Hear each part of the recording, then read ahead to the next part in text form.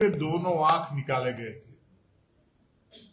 उसके जीभ काट दिए गए थे, उसके दांत तोड़ दिए गए थे। इस प्रकार से जघन्य अपराध, बेटी बहन का इज्जत और आबरू सरेआम लूटे जा रहा है। कितनी दरिंदगी के साथ, जब एक तरफ हम मां दुर्गा का आराधना करने का काम कर रहे हैं, चैती दुर्गा गांव गांव में मनाए जा रहे हैं, पूजा पाठ कर रहे हैं, दुर्गा स्वरूपी दुर्गा रूपी एक बेटी के साथ इतना अन्याय अत्याचार हो रहा है। वह बेटी भी उस मंगलवारी जुलूस उस गांव में जो निकाला गया था, उस मंगलवारी जुलूस में शरीक होते हुए जा रही थी। लेकिन जब पानी पीने के लिए बगल में गई, वहां के गांव वालों ने बतलाया, उसी बीच चूंकि भीड़ काफी थी, अपराधी तत्व के लोग उसका अपहरण कर लिए और अपहरण करने के पश्चात उसके साथ दुष्कर्म करने का कार्य किया और उसके बाद उसका जघन्य हत्या करने का काम किया। कि झारखंड अलग होने के बाद झारखंड को इस प्रकार का दिन देखना पड़ेगा। और जब जब इस राज्य में कांग्रेस के समर्थन से झारखंड मुक्ति मोर्चा के नेतृत्व में सरकार बनी है, तब तब बीच चौराहे पर झारखंड के लोगों को, झारखंड को लोगों ने खड़ा करने का काम किया है। लॉ एंड ऑर्डर बद से बदतर हुआ है। बेटी बहन का इज्जत और आबरू सरेआम लूटे जा रहा है।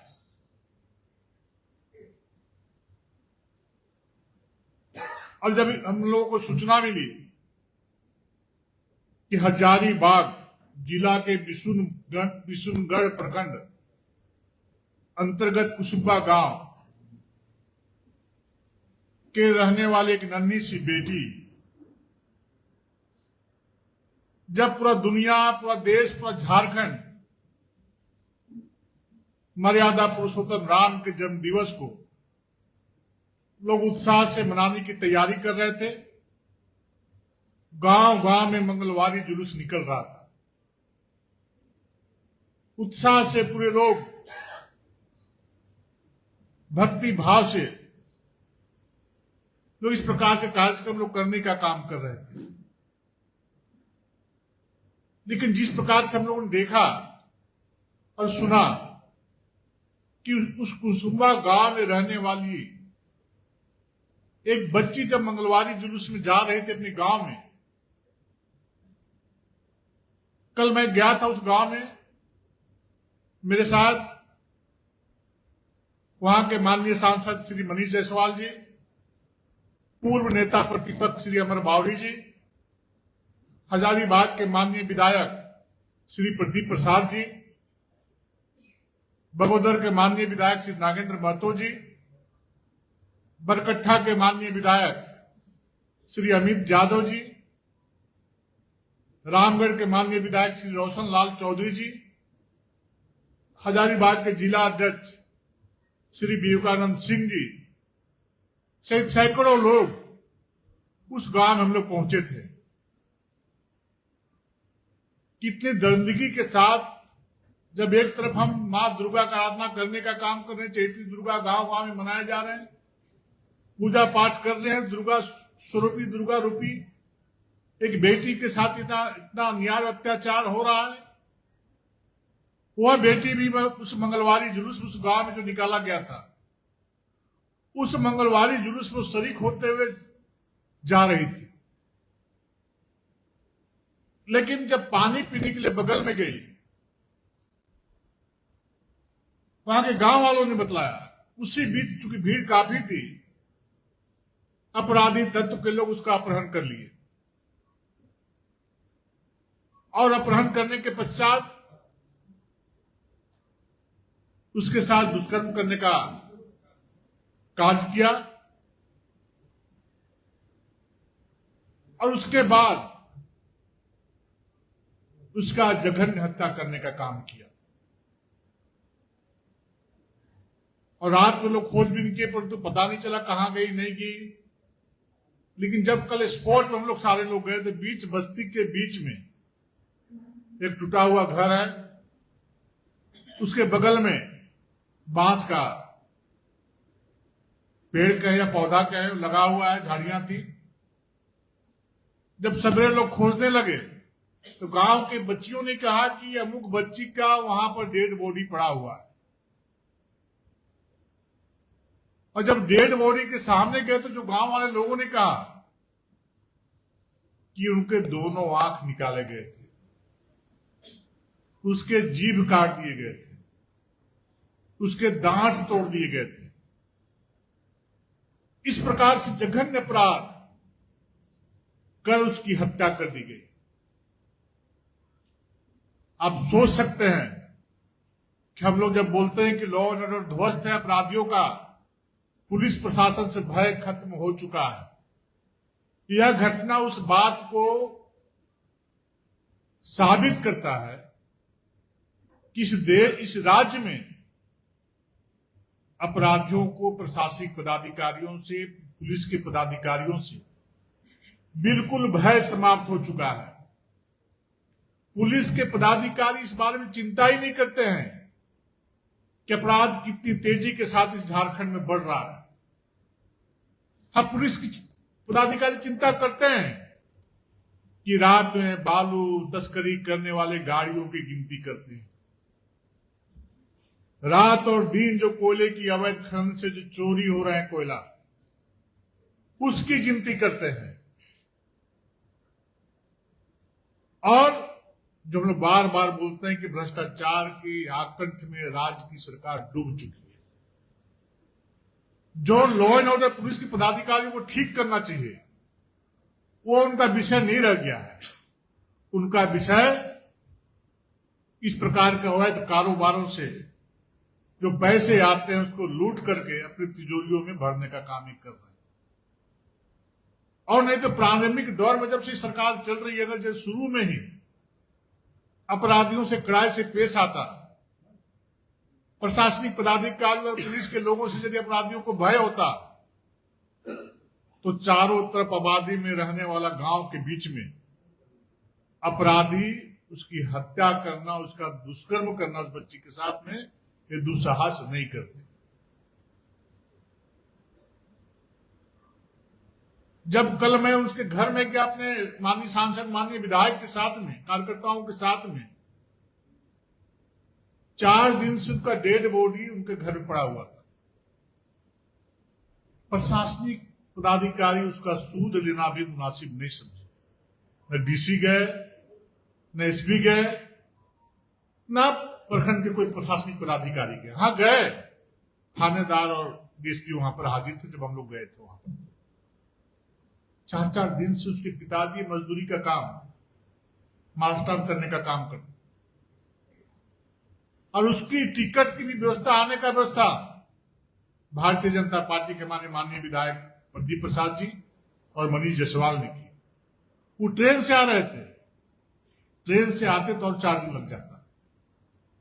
हमारे माननीय विधायक प्रदीप प्रसाद ने एरोप्लेन का टिकट व्यवस्था करके उनको तुरंत रांची लाने का काम किया, गाड़ियों की व्यवस्था की गई, उनको घर तक पहुंचाने का काम किया। ये जिम्मेवारी प्रशासन का था कि गरीब बाप की बेटी जिनकी तरफ दुर्दान तरीके से दुष्कर्म की हत्या की, तो उसके गार्जियन को बुलाने का काम, गार्जियन को बुलाने की व्यवस्था करने का काम सरकार को चिंता करने की काम करना चाहिए था। लेकिन सरकार के कामों में जूं तक नहीं रेंगा है। छोटी छोटी बातों पे माननीय मुख्यमंत्री जी ट्वीट करने का काम करते हैं। कहां गया उनका ट्वीट? इतनी बड़ी घटना घट गई, निर्भया हत्याकांड जो दिल्ली में हुआ था, मुझे लगता है उससे भी बड़ी घटना इस झारखंड में हुआ, बिशुनगढ़ में, हजारीबाग में हुआ है। सरकार सोई हुई है, कोई मतलब नहीं है। इसलिए मैं कल ही वहां पर बोल के आया हूं कि अगर यदि अपराधी नहीं पकड़े गए कल तक, 24 घंटे का समय उनको दिया हुआ, रात तक नहीं पकड़े गए, तो कल शाम में हजारीबाग जिला अंतर्गत आने वाले सभी प्रखंड मुख्यालयों में हमारे कार्यकर्ता सहित आमजन मशाल जुलूस निकाल करके विरोध करेंगे। उसके बाद सोमवार को पूरा हजारीबाग ठप रहेगा, हजारीबाग जिला बंद रहेगा। उसके बाद यदि गिरफ्तारी नहीं हुई तो पूरे झारखंड राज्य अंतर्गत हम लोग इस बेटी को न्याय दिलाने के लिए आंदोलन करने का काम भारतीय जनता पार्टी करेगी। हम लोगों का मांग है कि जो भी अपराधी इस घटना को अंजाम दिए हैं उसको फांसी की सजा सरकार दिलाने के लिए काम करे। वो फांसी के फंदे में लटकता हुआ पूरे हजारीबाग से पूरे झारखंड राज्य के लोग उस अपराधी को देखना चाहते हैं ताकि किसी दूसरी बेटी के साथ इस प्रकार की घटना ना घटे। कुछ नेता बोल रहे थे कांग्रेस के कि भारतीय जनता पार्टी राजनीति करती है। इस प्रकार की घटनाओं में जेएमएम के लोग बोल रहे थे। मैं उन लोग से आग्रह करता हूं कि आप एक बार जाकर कुछ गांव में उनके मां पिताजी से मिलने का काम करें। बच्ची का कल अंतिम संस्कार हो गया है। हम लोग जब गए थे तब तक वो प्लास्टिक में लपेट कर उस बच्ची को रखा गया था घर के खाट पे। अत्यंत गरीब परिवार। इस प्रकार प्रतिक्रिया व्यक्त करने से पहले लोगों को जरूर मानवता का मिसाल पेश करते हुए दूसरे दल के जो जेएमएम कांग्रेस के लोग हैं उनसे मैं आग्रह करता हूं कि एक बार जाकर उस गांव में तो उसकी स्थिति का, उस परिवार की स्थिति का, उस गांव की स्थिति का आकलन करने का काम करें, तब इस प्रकार का बयान देने का काम करें। और माननीय मुख्यमंत्री जी असम के चुनाव में जा रहे हैं। माननीय मुख्यमंत्री से मैं कहना चाहूंगा कि जब चुनाव के प्रचार में जाएं, आप वहां चुनाव लड़ना चाह रहे हैं तो जरूर आप ये बतलाएं कि हमारे राज्य में मेरे नेतृत्व में चलने वाली सरकार में इस प्रकार से देवी स्वरूपा बेटी और बहनों के साथ अन्याय और अत्याचार हो रहा है। हम लॉ एंड ऑर्डर को कंट्रोल नहीं कर पाएंगे। जरूर लोगों को बताने का काम करें। यह हमारा माननीय मुख्यमंत्री से आग्रह और मांग है। बहुत बहुत धन्यवाद। नहीं, ये तो हम नहीं कर सकते, तो प्रशासन का काम है। अगर यदि हम बोलते हैं कि कौन हो सकता था तो हम ही कल अपराधी को दबोच करके प्रशासन को सुपुर्द कर देते। नहीं, ऐसी कोई जानकारी हम लोग को नहीं दी गई है। हम लोगों ने प्रशासन से मांग किया, सरकार से मांग किया है कि अविलंब अपराधी पकड़े जाएं तो भारतीय जनता पार्टी के कार्यकर्ता सड़कों पर उतर करके क्रमवार आंदोलन पूरे राज्य में करेंगे। परिवार की सुरक्षा की बात आपके विधायक कर रहे थे। नहीं, निश्चित रूप से हमने भी वहां पर बोला है लोगों को। हमारे मीडिया के कुछ मित्र वहां पर पहुंचे हुए थे कि चूंकि जब उसकी बेटी की जब गांव के बीच में, घरों के बीच में जब इस प्रकार की घटना का अंजाम दिया सकता है तो कल मुजरिम पकड़े जाएंगे, अपराधी पकड़े जाएंगे तो उनके परिवार पर लोग अटैक कर सकते हैं। इसलिए उनकी सुरक्षा की मुकम्मल व्यवस्था की जाए। और हमने मांग किया है कि एक सरकारी नौकरी उनके पिताजी को दें, क्योंकि मजदूरी करने का काम बाहर में कर रहे हैं, और मृतक परिवार को 50 लाख रुपया सरकार मुआवजा दे।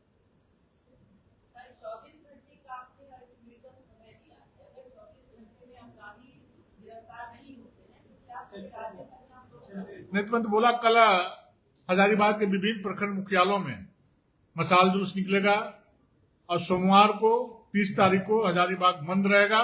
उसके बावजूद भी यदि अपराधी नहीं पकड़े जाते हैं तो पूरे प्रदेश में क्रमवार भारतीय जनता पार्टी के कार्यकर्ता इस विषय को लेकर के आंदोलन करेंगे।